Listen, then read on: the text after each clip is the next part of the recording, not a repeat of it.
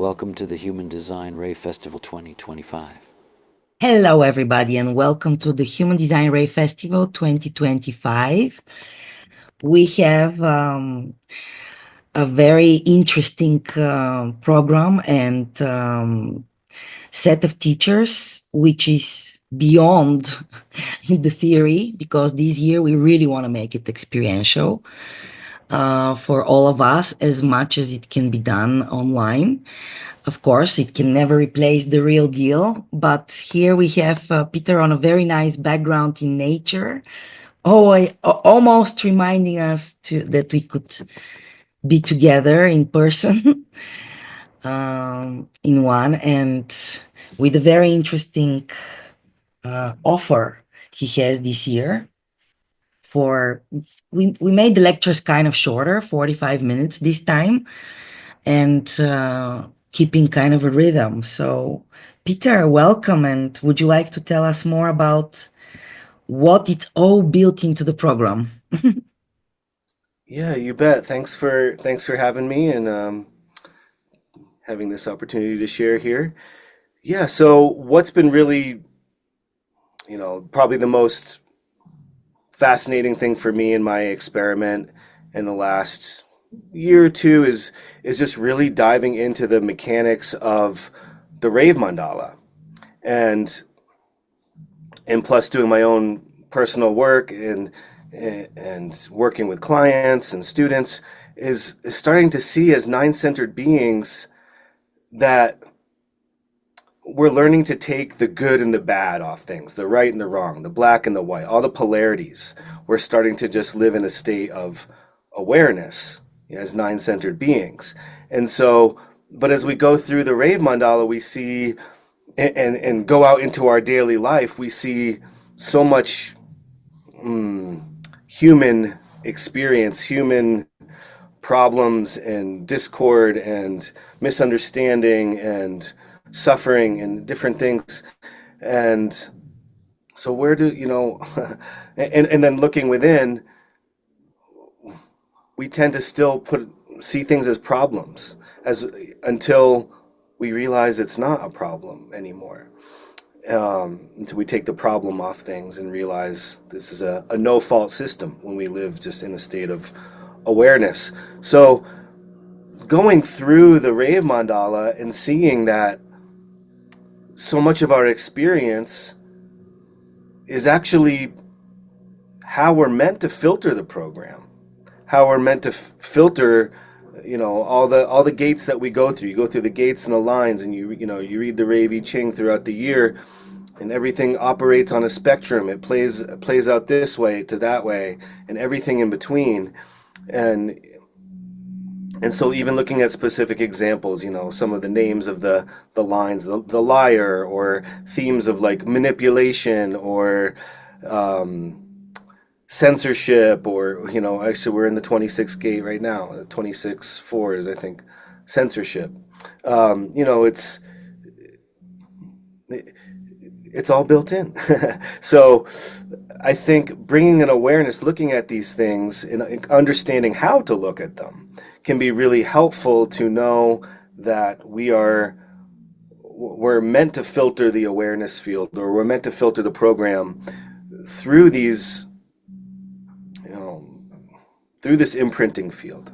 And so it gives us some context for, it's not about right or wrong. We're actually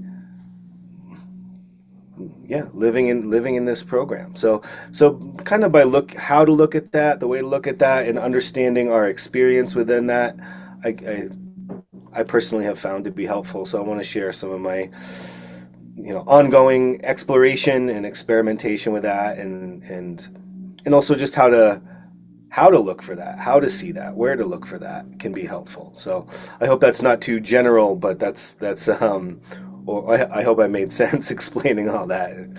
But that's kind of what's been fascinating for me, and yeah, helps give some context for our experience. Yeah, the mandala is a non-ending circle, so you can look at, as you said previously, from all angles and aspects, and it always can show us a different pattern. So I'm really looking forward to see like how you weave everything in from your perspective and experience and yeah, what inspires you in this Maya.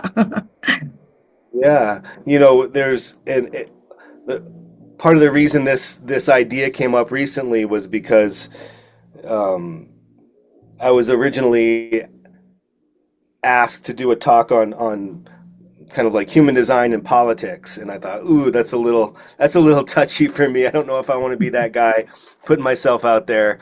But the more I thought about it, and and the context was, do we really have a choice? Do we really have a choice with how we feel, what we gravitate to, and how we see things, and how we see our side as right and the other side is wrong, and these polarities that we are in.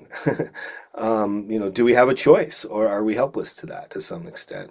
And so it's easy to look at the knowledge and then kind of separate that from our real life, living our design.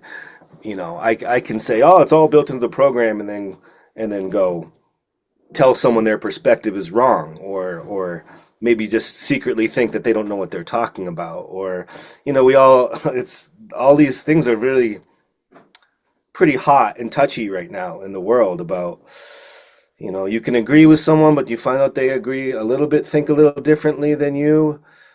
Then it's bringing up all these deeply homogenized conditioning patterns and behaviors. And so the last few months I've really been like, let me really sit with that from a human design perspective. If I really want to live my design and be a nine-centered being, like, can't force it, but just,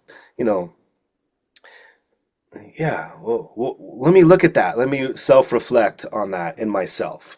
What are those boundaries? What are those limitations? What are those, you know, fixed tendencies, conditioned behaviors, you know, and and can we talk about that from a human design perspective without getting too fired up about the actual details?